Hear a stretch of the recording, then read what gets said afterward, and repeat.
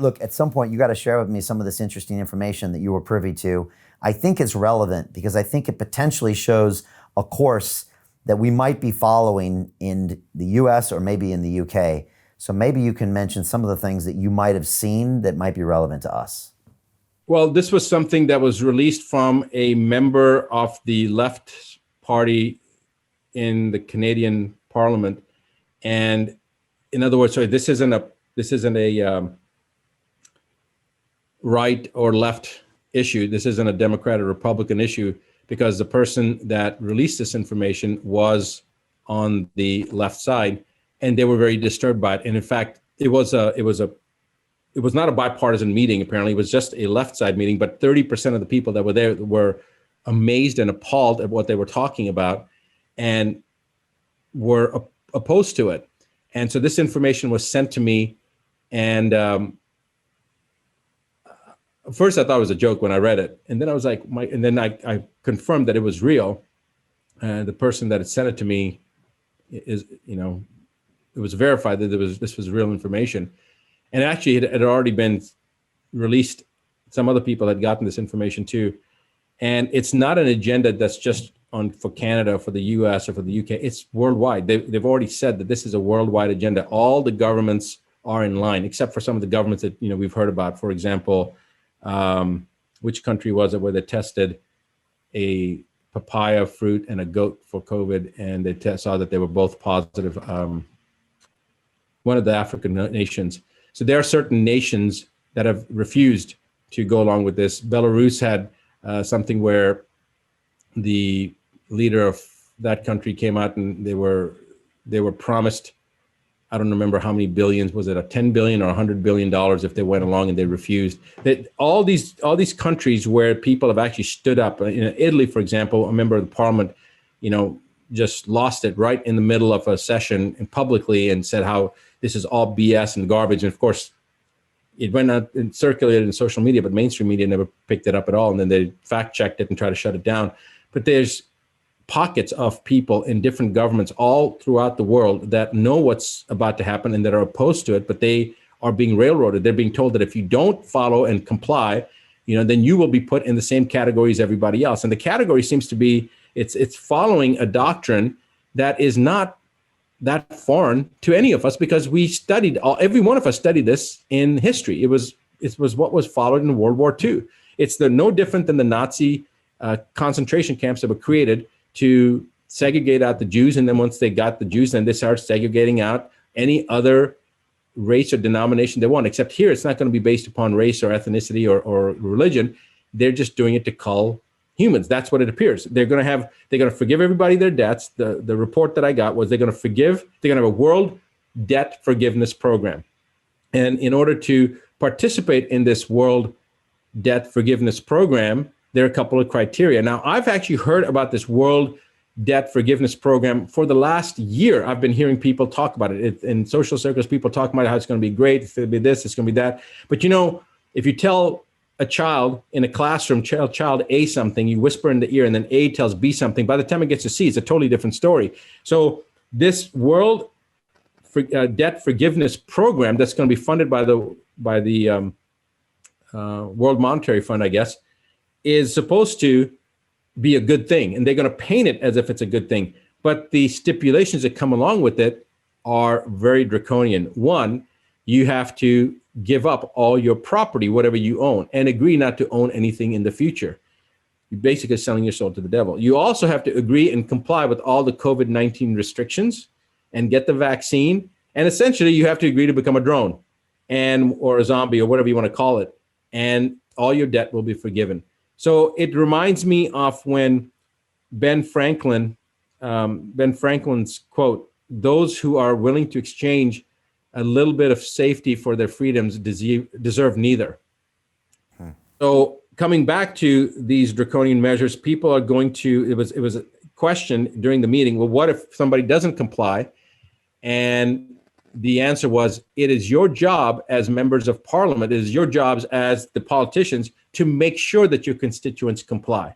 And it was pushed again, well, what if they don't comply? And what if we don't want to comply?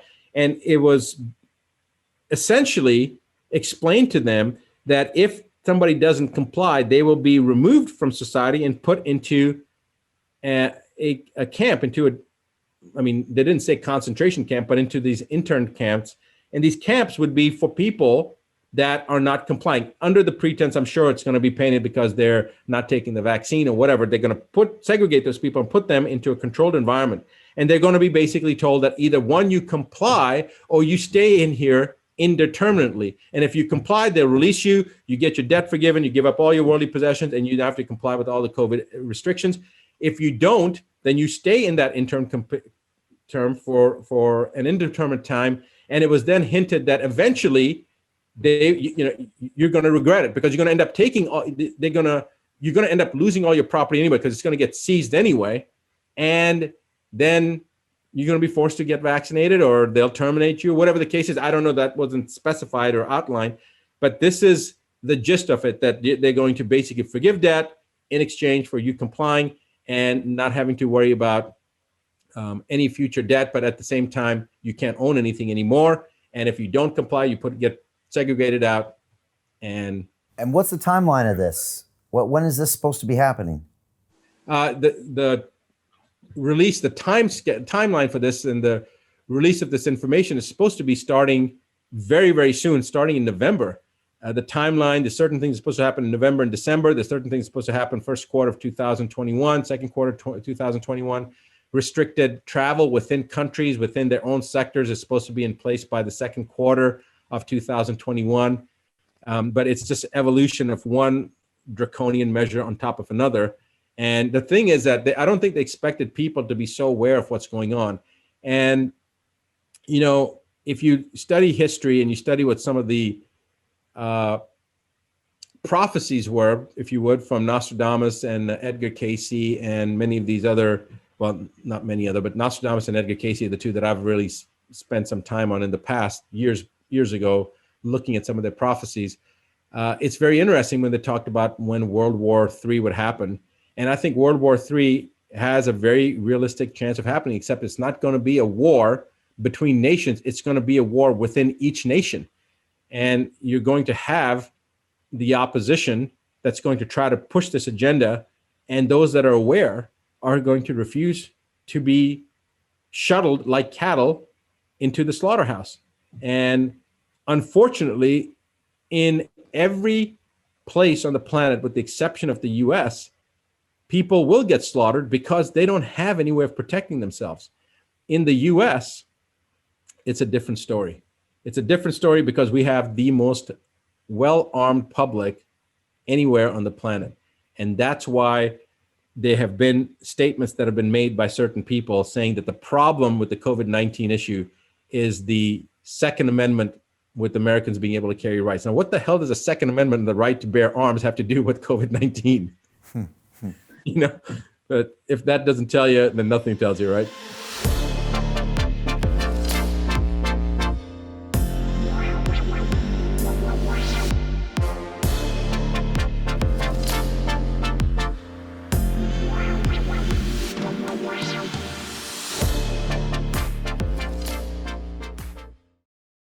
So Jim Rickards has just recorded a video that's not available to anyone in the public, and he's going to be talking about how this upcoming recession is going to be fast, it's going to be bloody, it's going to be nasty. But at the same time, he's going to show you how you can position yourself to profit from all of this chaos. Now, we've made this video only available to our viewers. Go to londonreal.tv/Jim. Watch that immediately. I can't say enough good things about Jim Rickards. He understands the global economic system better than any guest I've ever had on London Real. His predictions are almost uncannily true, and you can learn how to profit from his vision, from his expertise, and his understanding of economics. So go to londonreal.tv/Jim or click the link below. It's an excellent, excellent look on what's going to happen in the future and how you can position yourself to profit from that. Jim is one of the best in the business, one of my favorite guests on London Real. And he's very, very good at predicting the future and showing us all to profit from it. So click the link, and I hope you enjoy. Hey, do you want to profit from crypto? Then join my DeFi Academy. The Crypto DeFi Academy will help you create generational wealth. But don't take my word for it. Listen to my students. When I first got into crypto, I remember thinking to myself, I need to learn more. Brian Rose, learning crypto, learning DeFi, gotta do it.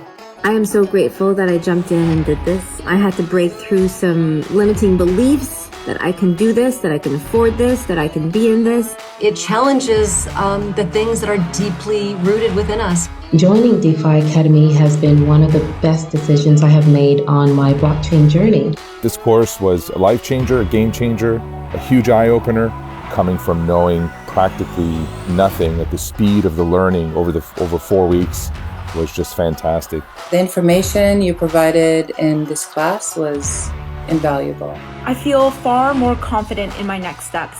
You took complex concepts and made them easier to understand. What's different than so many other ones is it just doesn't tell you what to do. It actually makes you do it. This is for people who are serious about becoming traders. This is the way it should be done. I realized from this learning experience again that it is not about what you learn, but about who you learn it from. The energy was insane. I've never experienced such incredible energy on a live call. Brian Rose, you are a legend, my friend. It's the only thing in the market where you can get all information and learn everything what you need to know. Everything is so clear and so well done, and I am just forever grateful for this program. It made me feel so much more confident about crypto than I did before. I did not anticipate how passionate I was going to become about it. It's also been like a big learning experience for me, not just in the crypto space, but just in overall balance of life. What I've learned is, how to take ownership, of my life in a way that I really hadn't before. Yeah, you can't put a price on that, really. I would recommend it to anybody, top notch. Excellence does not come cheap.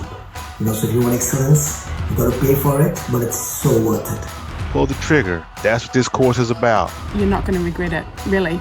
It's amazing. Thank you, Brian and team. So what are you waiting for? Crypto is happening now. Click the link below, submit your application, and let me mentor you on how to create generational wealth and build the decentralized financial infrastructure of the future.